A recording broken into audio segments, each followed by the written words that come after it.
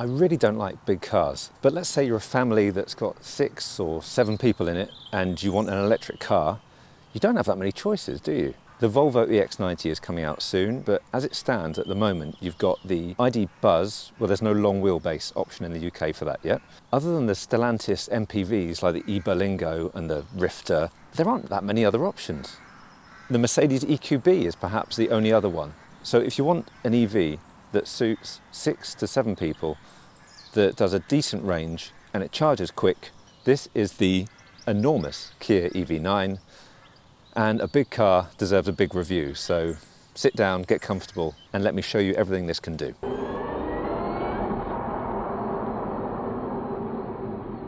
Firstly, let me apologise for it being an absolute mess, but you know, we have been using it over this weekend, and I wanted to wash it, but I couldn't actually get the hose to reach around the other side of the car, and I just gave up. So anyway, it's very dirty, but it still looks cool, I think. This is the 6-seat configuration, but you can get it in 7 seats as well.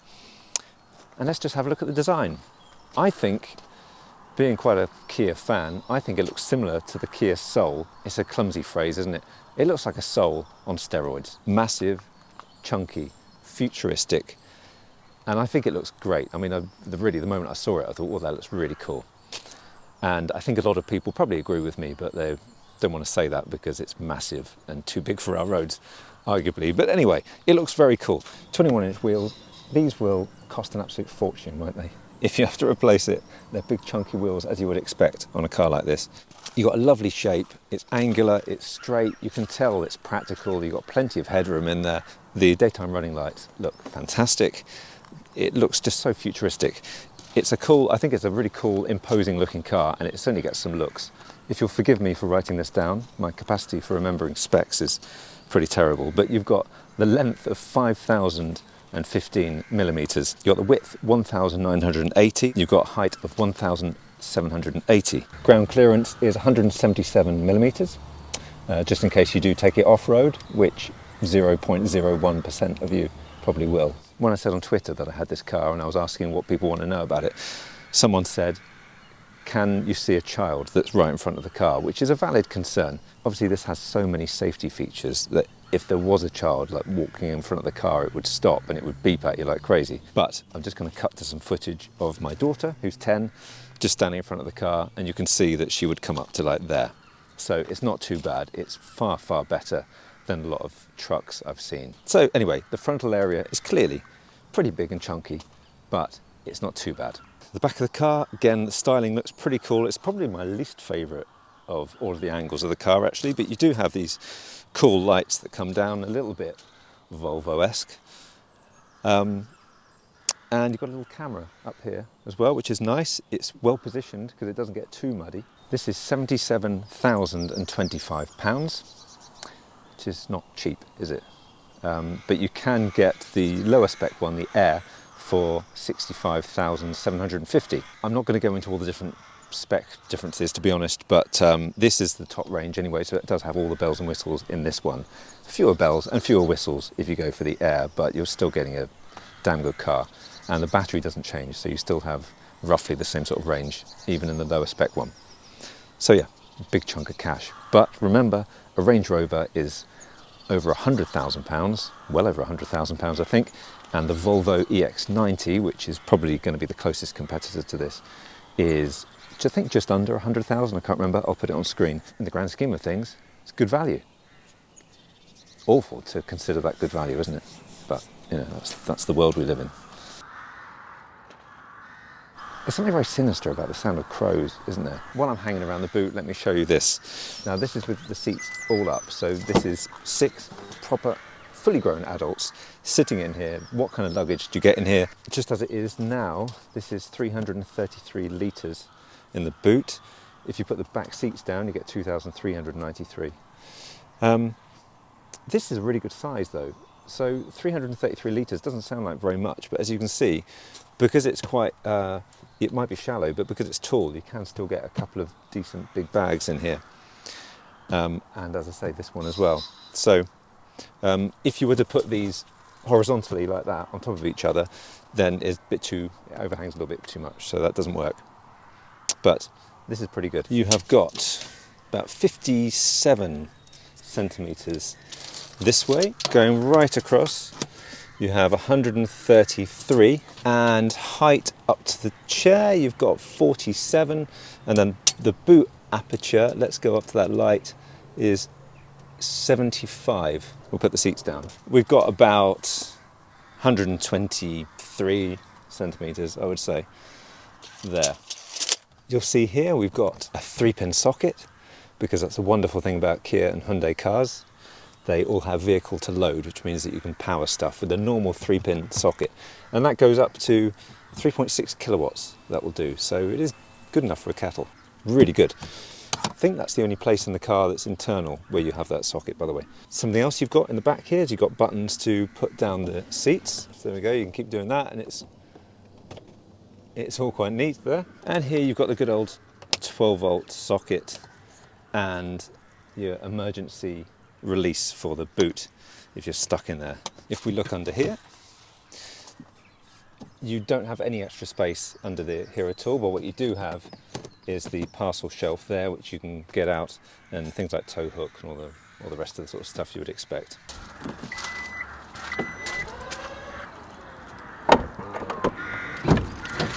And here you have the Frunk. In here we've got the charging cable.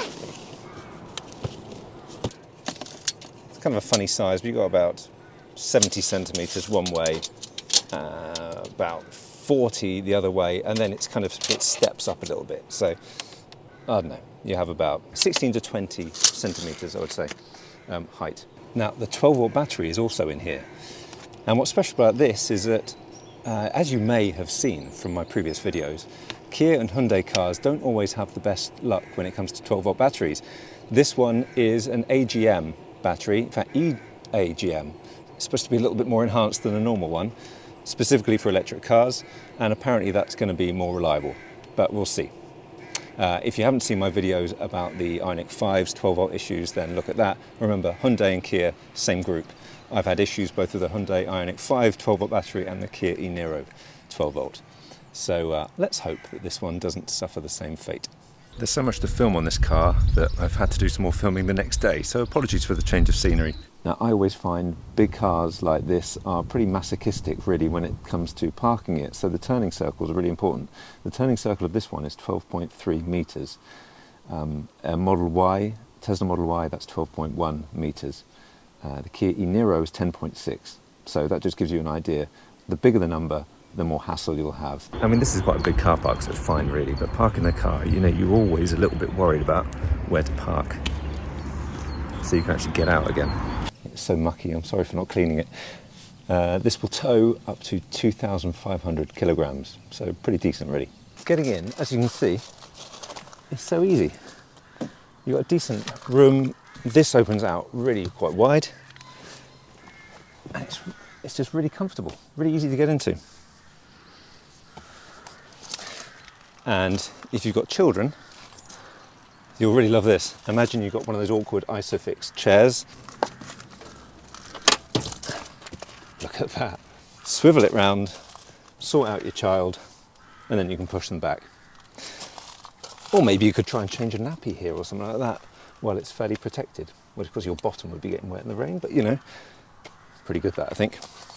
And it can swivel back, it will swivel the other way as well.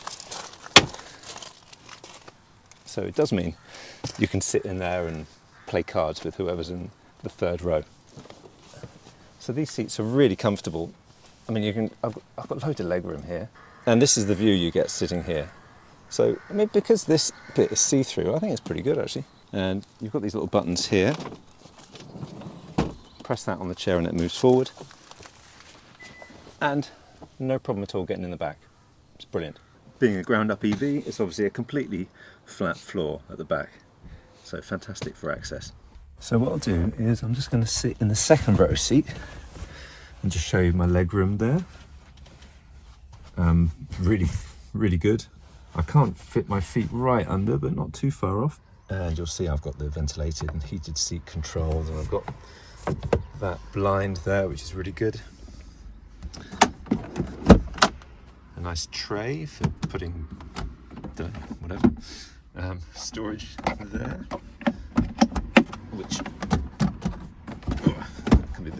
to put it in, but there we go. And USB-C there and USB there.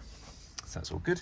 So what I'm going to do is sit behind myself, and then you'll see what kind of room you get in the back. So as you can see, the way I've got it, I mean, it's pretty much as far back as it will go. Then I can't fit there. So I'm going to move this forward a little bit. You've got manual control under there to go forward a bit. So that's a little bit tight. Let's put it to there. Okay, that's pretty decent leg room. So I'm going to sit behind myself.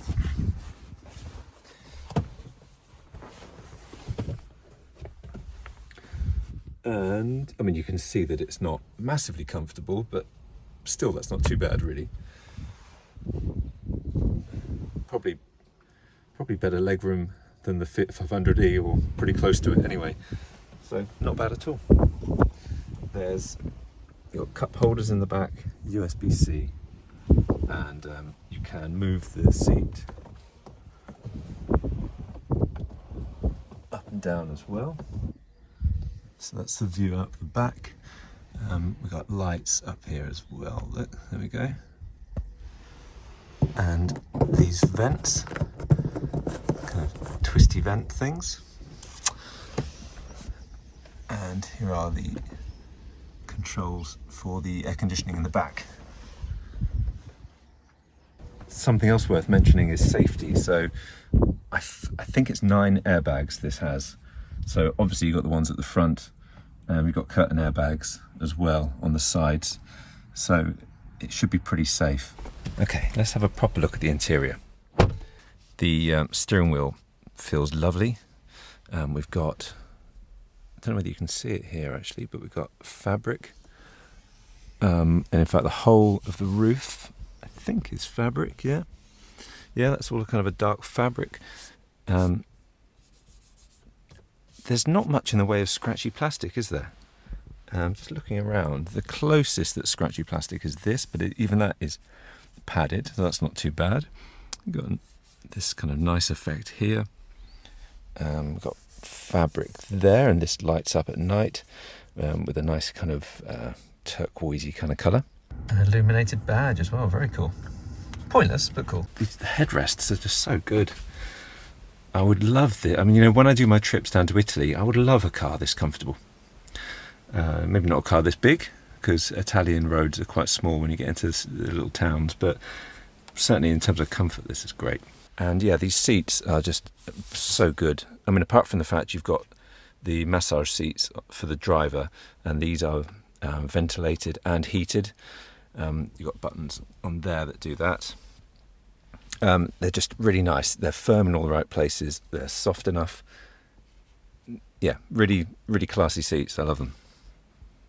And you've got loads of adjustment as well on there. And you can see you've got this kind of leg rest thing there. So both the front seats do recline. Buttons all in the right places. All the buttons you want, so temperature and fan speed for both the left and the driver. This little thing here, if you're wondering, that is looking at your eyes all the time, and it will bother you if you are not paying attention. The kind of standard kit now on new cars. Down here you'll see you've got a USB, we've got 2 USBs and the cigarette lighter, or whatever it's called these days.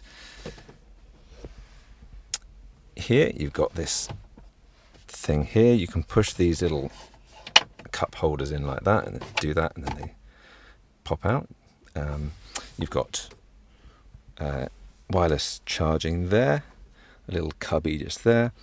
This is a fingerprint sensor, and it allows you to start the car just using your fingerprint. Glove box is a pretty good size. Up here you'll see we've got that, which is closing the back there. And here, and a proper sunroof there, showing the lovely cloudy sky. Sound in here is very good, and it's Meridian 14 speaker system. You can see that there is actually a rear wiper, which is nice, and you've got these little buttons here, which I'm not actually. Oh, there we go. So that switches to the camera if you do that. So mirror, camera. So if you did have lots of crap filling up the back there, it's really good that you've got a nice camera there. Don't know actually what all of these do. You can change brightness. There we go. Oh, there we go. Up and down. Quite neat. We have a HUD. You can just see it there on the dirty garage. And the HUD is brilliant. I love HUDs. All cars should have them. They're great. So let's say you've gone somewhere to charge and you want to relax a little bit. Press that.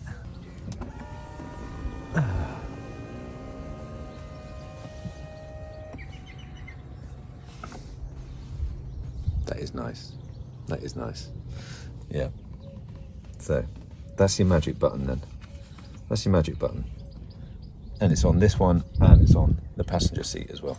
Imagine if you just sat somewhere just with the music going, maybe the sounds of nature, and you're just relaxing with the sounds of the rain on the car. Well, I'd need to pee probably listening to the sound of rain, but anyway, I think it'd be nice. Kia warranties are among the best in the industry. You've got a 7-year warranty, 7-year 100,000 mile warranty on the car.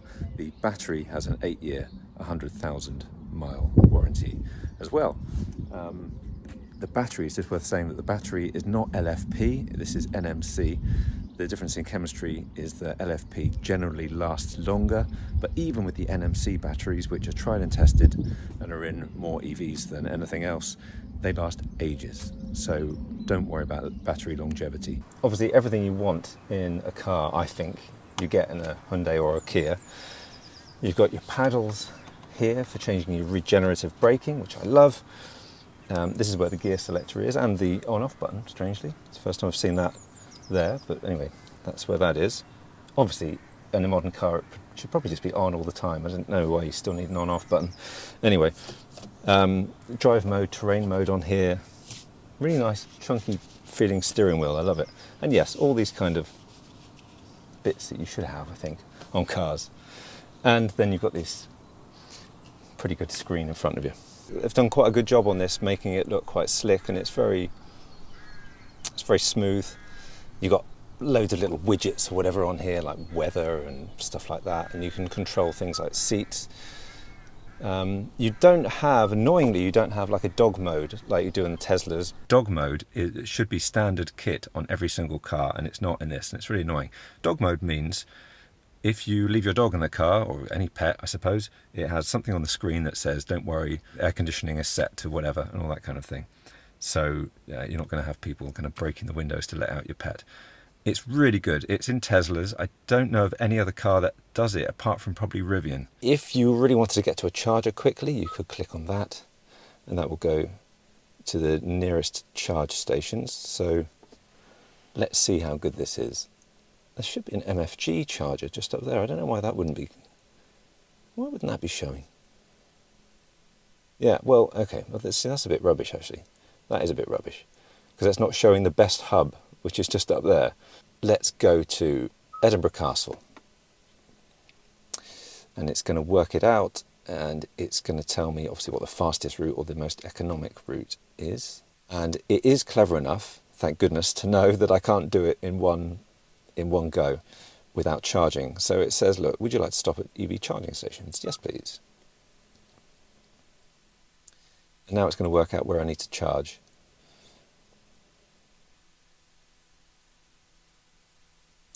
So it says, look, fastest would be 10 hours to get there, charging twice. I'm charged up to 80% at the moment, actually. So that's saying I should charge at Ionity there, up to 100%, which would take 48 minutes, it says, and then grid serve up to 100%, taking 53 minutes. And then I get to Edinburgh Castle with 37%. So that's really good that it shows you all of this, although I find it kind of funny, really, that it says to charge to 100%, because, I mean, really, you would charge up to more like, I don't know, 85% or something, and then you would go to another charger, perhaps, a little bit sooner. Just if you want to make the trip quick, you're not going to. You could do this faster if you ignore this. Using an app like a Better Route Planner, you would probably get a faster route. This is a very fast car, for charging even up to 100%, but it's still a bit weird, I think, that it's suggesting that. I also find it odd that it tells you the battery percentage when you're doing a route like this, but if I do a route that I can easily make, it doesn't tell me what battery percentage I'm going to get to a charger with, which is odd and kind of annoying. I mean, if you did that in a Tesla or even a Renault Megane or Polestar, Volvo, all these other cars that do it, it's nice to know what battery percentage you'll have when you reach somewhere. This only tells you if you're doing a really long journey and it's more than your range will allow. So that I find a bit annoying. You've got all the kind of aircon kind of stuff here, but generally when you're driving it, you can't see it because your hand is there. So you're going to go like that, which is a bit annoying. And then of course you've got your trip meter and all the rest of it here and stuff. I'm not going to go into all that now, but it's all very clear. You know, it tells you your range. It tells you your battery percentage there, what regen. It's got all the information that you want on here. Here's the slightly strange shaped remote. If you hold down on there, you can open the boot. You can obviously unlock and lock it. And if you hold down on there, you can open the frunk. And if you hold down on that button there, you can also move the car backwards and forwards, which is really good in a tight parking spot. I don't have enough room to open the boot, so I'm going to have to move forward the car, which I'm going to do with a remote control. There we go. So it started up. And now I can move it forward with the remote.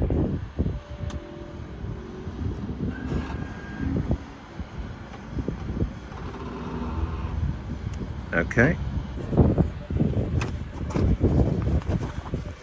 Okay, I'm just going to take this bag. All right, and then we'll move it back again.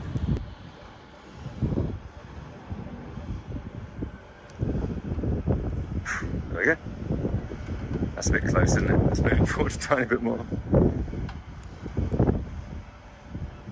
Go on, you can do it a bit more. Creak, that's it, creak. There we go. We'll leave it at that. And then we'll hold that, and then that stops it. The charge port is in here. You've got 11 kilowatt AC charging, and you've got up to 210 kilowatts on DC rapid. This is an 800 volt car, which means that it charges super fast. So officially it's 24 minutes from 10 to 80%.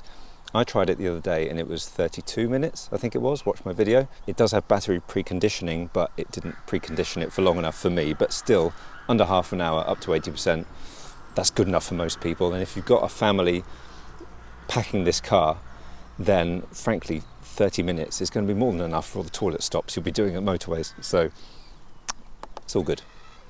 And something else that's really wonderful is that this has bi-directional charging, which means that this will work with vehicle to load, where you plug stuff into it, vehicle to grid, vehicle to home. It means that this car could power your house if you have a suitable charger.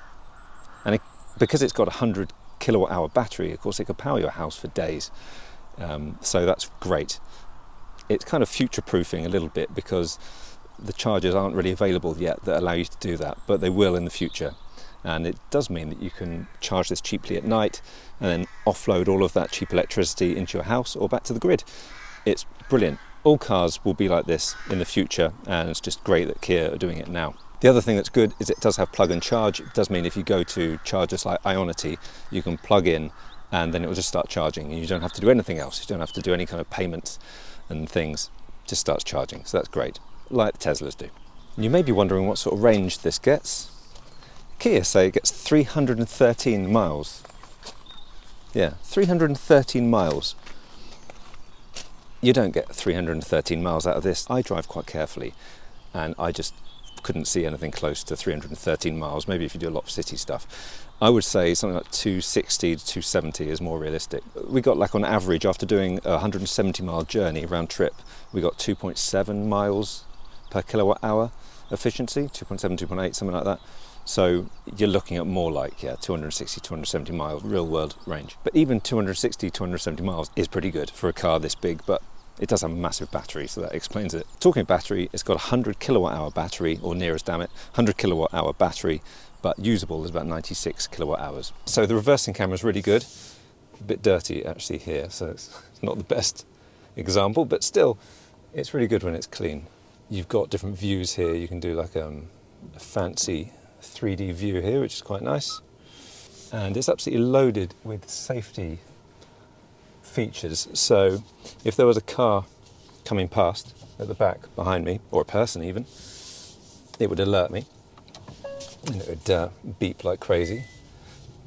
Beeping is something this car is very good at. The visibility in this car is really good. Now here comes a Range Rover. Obviously they stopped for no one. They were eyeing up the car thinking, oh, should we go electric, darling? No. Obviously this car is going to be a pretty close competitor for the Range Rover. There's going to be an fully electric Range Rover coming out this year.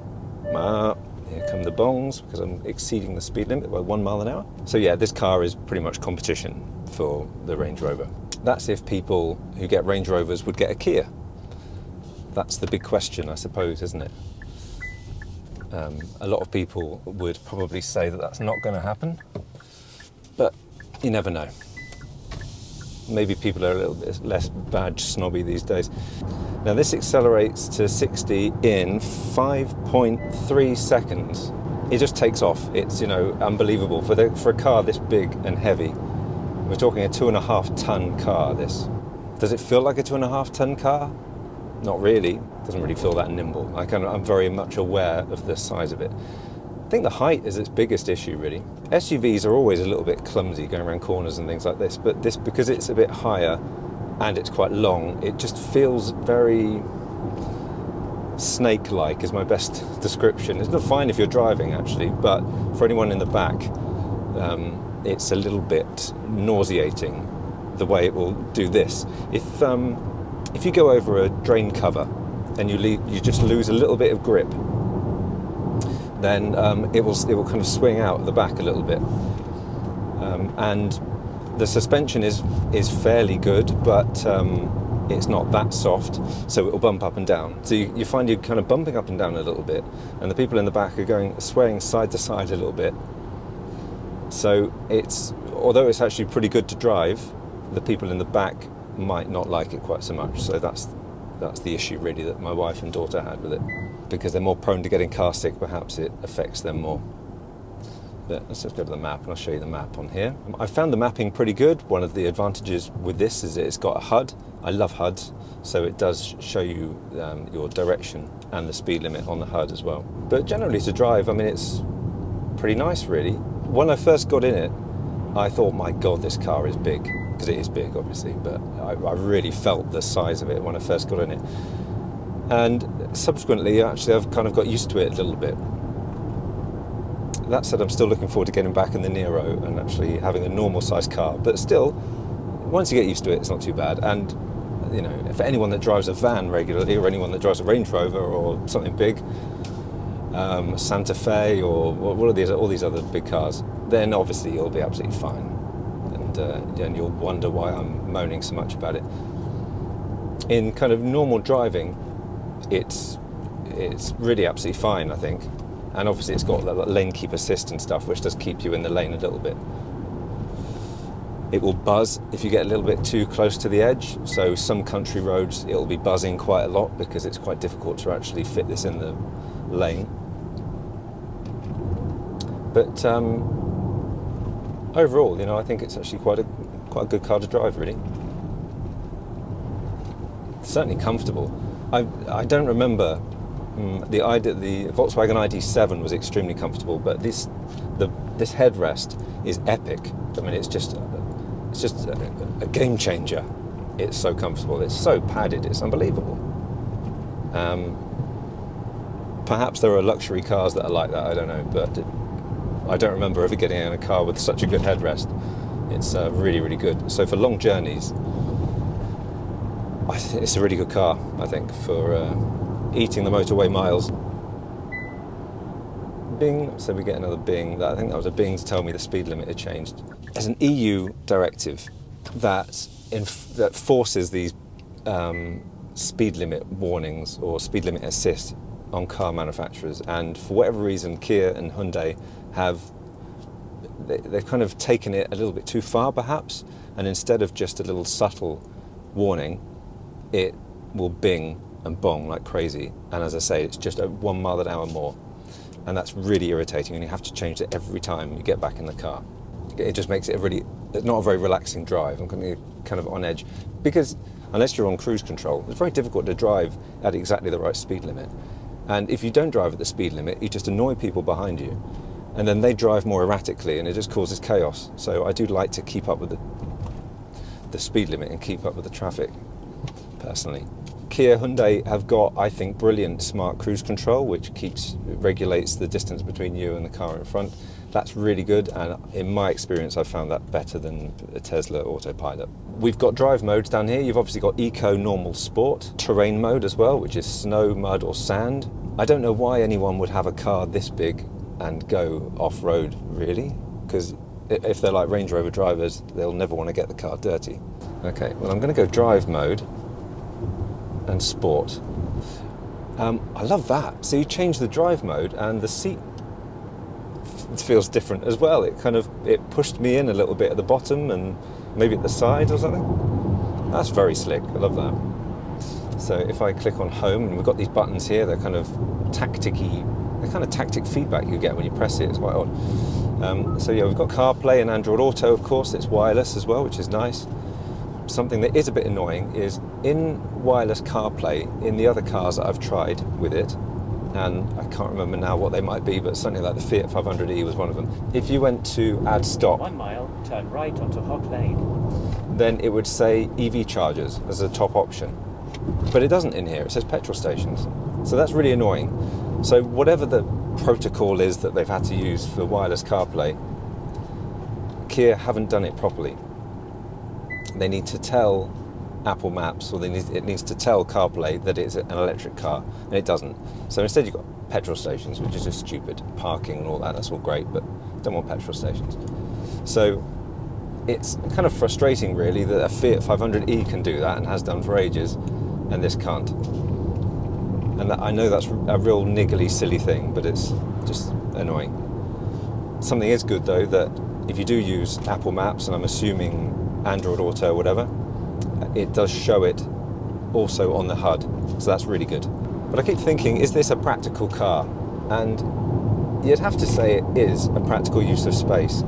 It's bloody enormous, so it would be shocking, really, if it wasn't a practical use of space, but it is. You've clearly got enough room for 6 or 7 adults. It's not just a couple of kids' seats in the back. So it is a really practical car, I think. If we had a big family, then I would just go for this, probably, because I do love Hyundai and Kia cars. There's just something about them, I've said this before a million times, probably, but there is just something about them that feels right. Kind of everything's in the right place. You've got the regen, different levels of regen, which I love. I love the fact that it tells me the charge speed and the dashboard, and it's just all these different things that I take for granted now. I've come to my local village hall, which hopefully no one's going to need or use, just to get some peace and show the car off in the best possible way.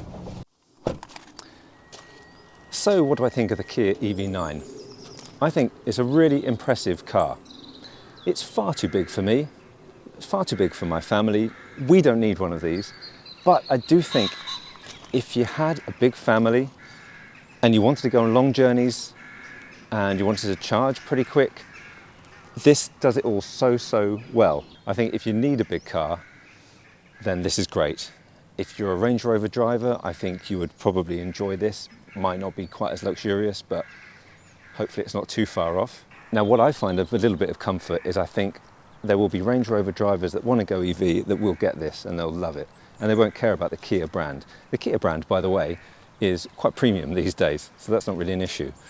But I do think a lot of people perhaps get Range Rovers mainly for the status, even if they don't need a big car like this.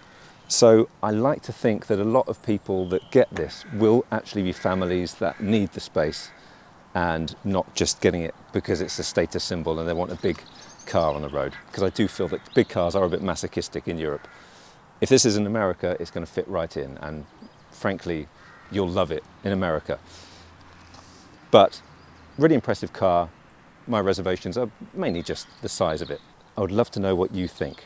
Let me know in the comments below. And that's it. Thank you very much for watching. Please press the subscribe button and the bell icon to be notified of other videos. And I'll be back very soon. Bye for now.